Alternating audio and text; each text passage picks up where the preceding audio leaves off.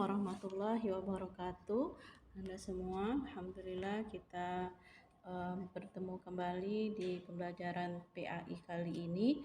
Insya Allah ini adalah pertemuan PAI kita yang pertama. Adapun pembelajaran kita kali ini adalah tentang Allah Maha Esa dan Maha Pencipta.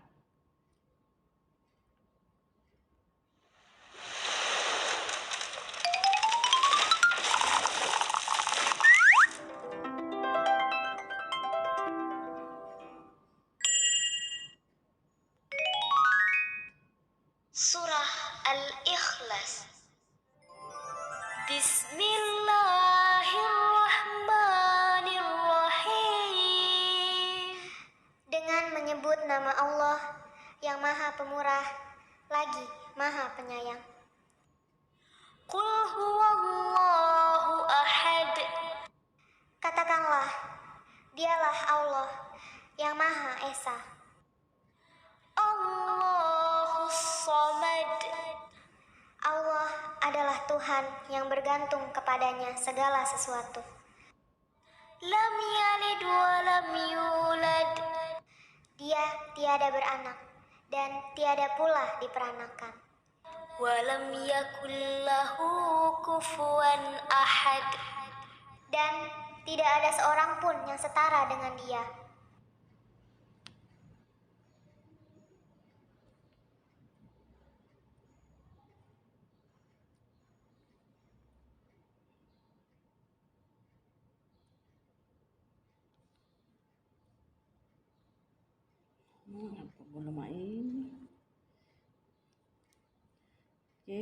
Adapun tujuan pembelajaran kita yang pertama adalah melafalkan surah Al-Ikhlas dengan benar dan jelas.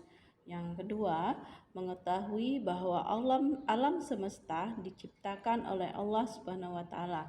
3. Mengamati keesaan Allah yang Maha Pencipta yang ada di sekitar tempat tinggal. Oke, tadi kita sudah mendengarkan bunyi dari surat Al-Ikhlas. Surat Al-Ikhlas itu adalah surat ke-112 dalam Al-Quran dan terdiri dari atas 4 ayat.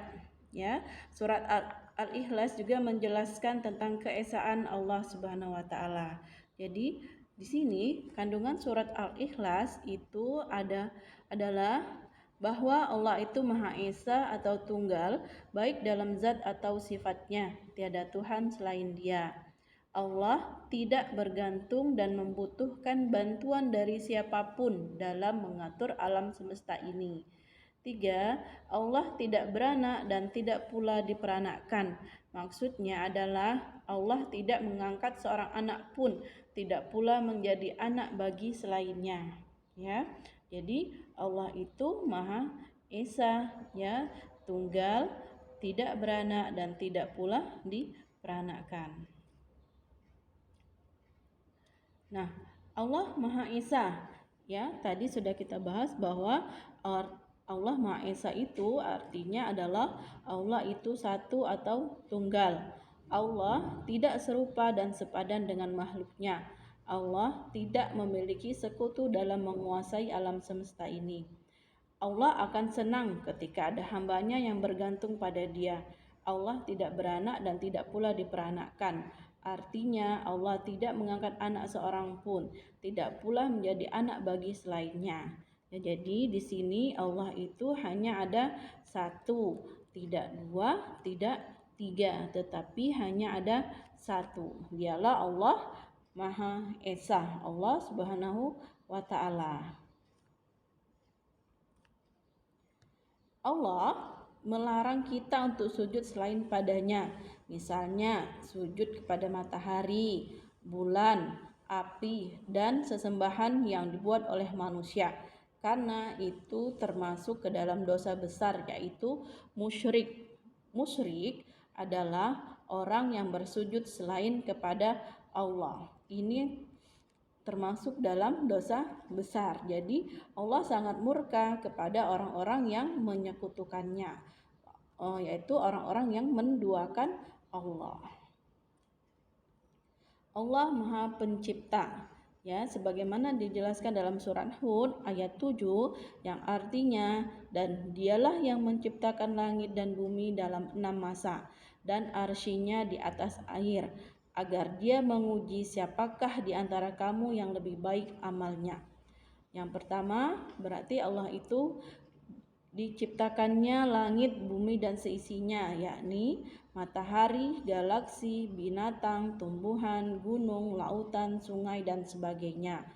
Allah menciptakan makhluk yang berbentuk seperti manusia dan juga ada yang goib seperti iblis, malaikat, jin, dan sejenisnya. Allah menciptakan siang dan malam berganti dengan teratur sesuai dengan waktunya. Oke, tanda-tanda kekuasaan Allah. Dapat kita lihat di sekitar kita bahwa semua adalah ciptaan Allah. Ada siang dan malam, ada langit, ada bumi, ada angkasa, ada gunung, ada pohon, ada manusia, ada hewan, dan ada udara. Ya, jadi sungguh banyak ciptaan Allah yang tidak dapat kita hitung. Artinya semua yang ada di muka bumi ini, baik yang ada di dalam bumi, di dalam tanah, di luar angkasa, semuanya adalah kekuasaan Allah. Allah yang menciptakan.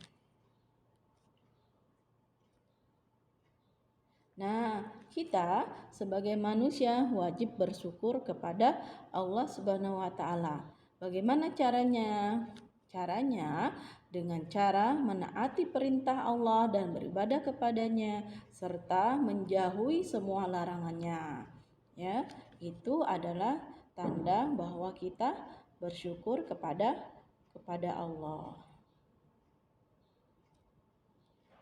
Nah, bagaimana cara mensyukuri nikmat Allah? Yang pertama, berusaha untuk terus menjadi pribadi yang lebih baik, menjalankan segala perintahnya dan menjauhi larangannya. 2, tidak menyia-nyiakan waktu dan kesempatan ketika diberi kesehatan untuk terus berbuat baik. 3, berbagi terhadap sesama, terutama kepada orang yang tidak mampu dan membutuhkan pertolongan kita. Yaitu adalah cara bagaimana kita mensyukuri nikmat Allah. Nah, kenapa kita harus bersujud kepada Allah? Sebagai umat yang meyakini bahwa Allah Maha Esa dan Maha Pencipta segalanya, maka sudah sepatutnya kita sebagai hamba yang paling mulia untuk senantiasa berserah diri, beribadah, menyembah hanya kepadanya atas segala nikmat dan karunia yang diberikan. Nah, jadi hikmah dari pelajaran ini yang pertama, duniawi dapat kita ambil bahwa Allah Subhanahu wa taala adalah satu-satunya Tuhan yang patut kita sembah. 2, sebagai makhluk ciptaannya kita diwajibkan memelihara dan menjaga segala ciptaannya. Salah satunya dengan menjaga kebersihan lingkungan, menjaga kelestarian hutan dan keberlangsungan makhluk hidup lainnya. Hikmah dari unsur ukhrawi bahwa kita meyakini bahwa hanya Allah Tuhan semesta alam. Hanya kepada Allah tempat kita meminta pertolongan agar kita terhindar dari perbuatan syirik yang termasuk dosa besar yang tidak diampuni oleh Allah Subhanahu wa taala.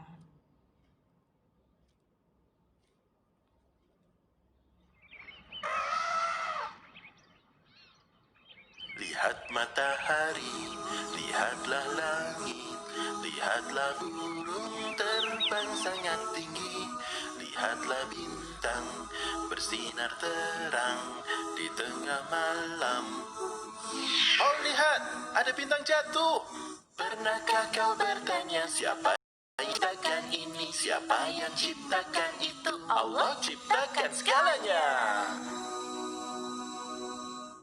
Lihat pohon itu, cantik dan hijau. Lihatlah angin menebar rumputan. Lihat ikan itu berenang menjauh di lautan indah di bawah gelombang.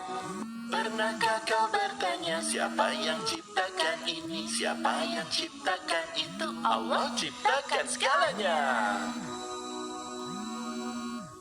Bunga kuning dan pink, lebah yang berdengung. Luar biasa bukan? Bahwa madu berasal dari lebah. Oh lihat, ada gajah mencuci kakinya. Banyak sekali hewan yang indah. Kesini, kau kan lihat. Pernahkah kau bertanya siapa yang ciptakan ini? Siapa yang ciptakan itu? Allah ciptakan segalanya. Tanaman indah, beragam bentuk, gumpalan awan putih yang turunkan hujan. Coba lihat sungai, coba lihat gunung, coba lihat laba-laba menjalin jaringnya. Pernahkah kau bertanya siapa yang ciptakan ini? Siapa yang ciptakan itu? Allah ciptakan segalanya. Segalanya dan segalanya. Zaki, coba lihat betapa indahnya kupu-kupu itu. Subhanallah, warnanya banyak sekali. Oh, dan lihat air terjun itu. Ya, luar biasa bukan? Bagaimana dengan ikan-ikan tropis ini? Wow, banyak sekali bentuk dan warna yang berbeda. Ada kura-kura. Dan lihat, ada kelinci melompat-lompat. Ya, dan semua ciptaan yang indah ini diciptakan oleh Allah.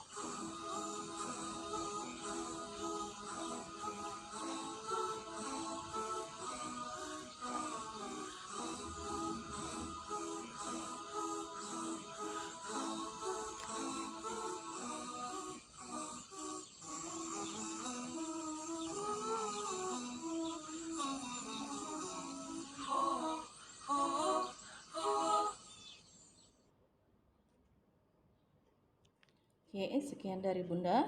Bunda ucapkan wassalamualaikum warahmatullahi wabarakatuh.